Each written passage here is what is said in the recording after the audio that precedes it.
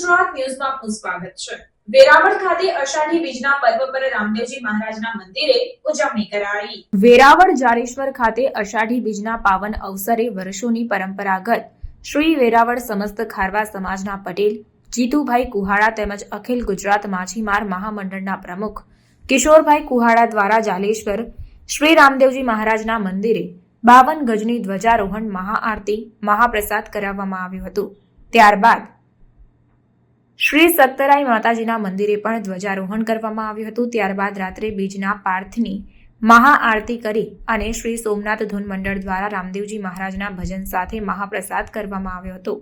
આ પ્રસંગે શ્રી વેરાવળ સમસ્ત ખારવા સમાજ પટેલ જીતુભાઈ કુહાડા, શ્રી અખિલ ગુજરાત માછીમાર મહામંડળના પ્રમુખ કિશોરભાઈ કુહાડા, ખારવા સમાજના ઉપ પટેલ બાબુભાઈ આગિયા, ખારવા સમાજ અધ્યક્ષ જીવાભાઈ ચોમલ, ખારવા સમાજના માજી પટેલ ત્રિકમભાઈ આગિયા, ખારવા સમાજના મંત્રી નારણભાઈ બાડિયા, વેરાવળ હોળી એસોસિએશનના પ્રમુખ હીરાભાઈ વધાવી, બોટ એસોસિએશનના ઉપપ્રમુખ બાલાભાઈ ખોટિયા, રામેશ્વર એક્સપોર્ટના માલિક રામજીભાઈ પીઠડ, ચંદ્રેશ શિલા એક્સપોર્ટના માલિક વિક્રમભાઈ સુયાણી, ગીર સોમનાથ જિલ્લા ભાજપના પૂર્વ ઉપપ્રમુખ ધનસુખભાઈ કુહાડા, ગીર સોમનાથ જિલ્લા ભાજપ માછીમાર સેલ સંયોજક પૃથ્વીભાઈ ફોફંડી, વિશ્વ હિન્દુ પરિષદ બજરંગ દળના ઉપાધ્યક્ષ રમેશભાઈ કુહાડા, પાટીદાર સમાજના પ્રમુખ રસિકભાઈ પટેલ, વાળંદ સમાજના પ્રમુખ મહેશભાઈ વાજા, દરબાર સમાજના રમજુભા ચાવડા, ખારવા સમાજના તમામ બેઠકના પંચ પટેલ આગેવાનો તેમજ વેરાવળ પાટણ હિન્દુ સમાજના આગેવાનો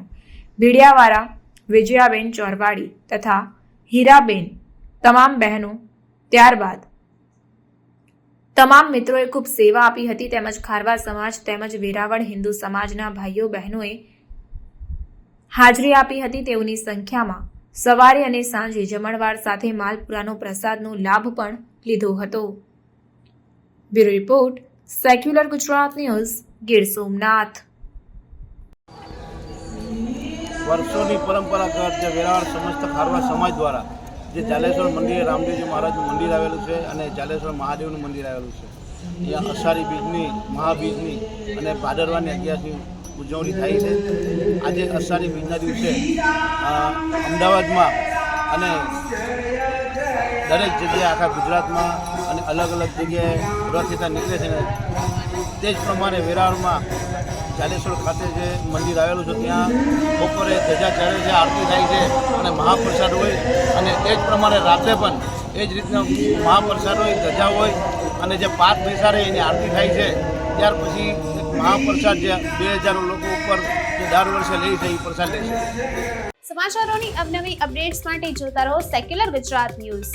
સાથે સેક્યુલર ગુજરાત ન્યૂઝ ચેનલને લાઇક, શેર અને સબસ્ક્રાઇબ કરો અને બેલ આઇકોન દબાવીને સમાચારોની ઝડપી માહિતી મેળવો।